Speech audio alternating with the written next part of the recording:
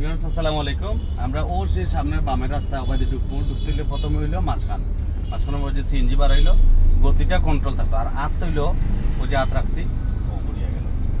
এরপরে ও হাত দিয়ে বামার দিয়ে ও টান দিলাম, আবার ও ডাইনের দিয়েছে নামলো ও হইল। ইশারিং ঘুরানি শেষ।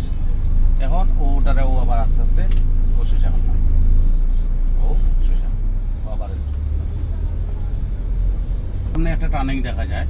ও সামনে টার্নিং যেতে হইলে এটা যাওয়ার সিস্টেম দিলাম, যদি ডাইনে লইতে অপোজিট সাইডে গাড়ি হোক, প্রথমে বামে চাপলাম, বামে চাপার পরে বামারটাও নিচে নামলো, নামিয়া ও ঘুরলে সহজ। এটা একবারে সহজ, ও জায়গাটা ওপেন থাকলো। স্টারিং ছাড়ে দিলাম, হেদার অটোমেটিক সুইচ হইলো, মাঝখান থাকি আবার ও ঘুরাইলাম, ও ঘুরাইলে এটা একবারে সহজ হইল।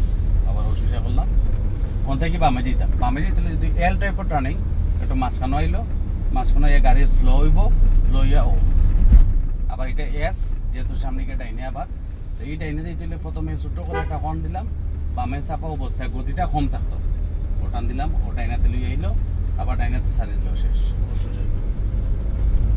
আবার ডাইনে টার্নিং, সামনের যে ডাইনে টার্নিংটা প্রথমে বামে চাপলাম, বামে চাপার পরে বামাত দিচ্ছে, ও টান দিলাম, তুললাম, ওয়াতে টান দিলাম, অল্প ঘোরানোর পরে গাড়ি গেছে। স্টিয়ারিং ছাড়িয়ে দিলে হেতার আবার অটোমেটিকলি সোজা। সামনে যে আমরা বামে টার্নিং লইতে দিলে আমরা মাঝখানে থাকলো গাড়ি, ও একটু মাঝে আইলো, এরপর সামনে গিয়া ও ঘুরাইলাম, স্টিয়ারিং দিয়ে অসহজ। আবার ওটা দিয়ে আবার ডাইনে যেহেতু টার্নিং, প্রথমে বামে থাকিয়া ডাইনোর মিরর চেক, সব মিররগুলো চেক করিয়া ও আস্তে করে টান। এইগুলা যে রোড আছে এগুলো একটার মাঝেও সিগনাল দেওয়া লাগবে না, মানে রোডগুলোই আপনার ছোটো। ওই যে সোজা যাইতাম আমরা, তো ও নোহাটা যাইব তার ডাইনে, আমি যেতাম সোজা দিয়ে দিলে ও আমি ডাইনে সিগন্যাল দিলাম, যেহেতু ডাইনে রোড পরে এটা, ও ব্রেক করে আস্তে আস্তে। স্পিড ব্রেকারও যেটা স্পিড ব্রেকার আসলে গতিরোধক, এটা সামনের চাকা যতক্ষণ আসতে যাইব, পিছনের চাকাটা এর চেয়ে বেশি আসতে যাইত, এটা সবসময় খেয়াল রাখা। আর যে সময় আমরা অ্যাক্সেলেটার দিব তখন আরপিএম মিটারটা খেয়াল রাখা যে অলওয়েজ যেন দুইয়ের উপরে না ওঠে।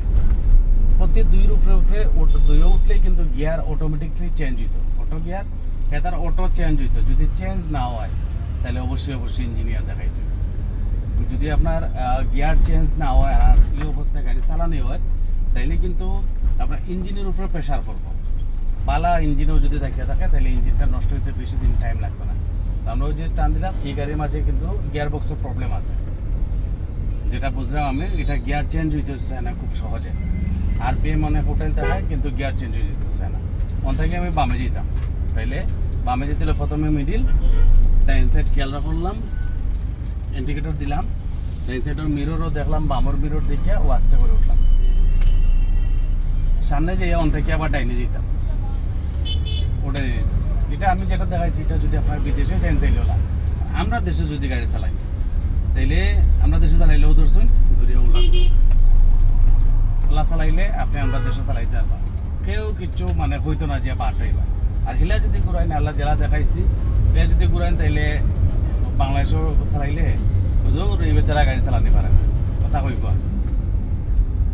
ঠিক আছে, আশা করি ভালো থাকুক, দেখা হইব ইনশাল্লাহ আগামীতে। আসসালামু আলাইকুম।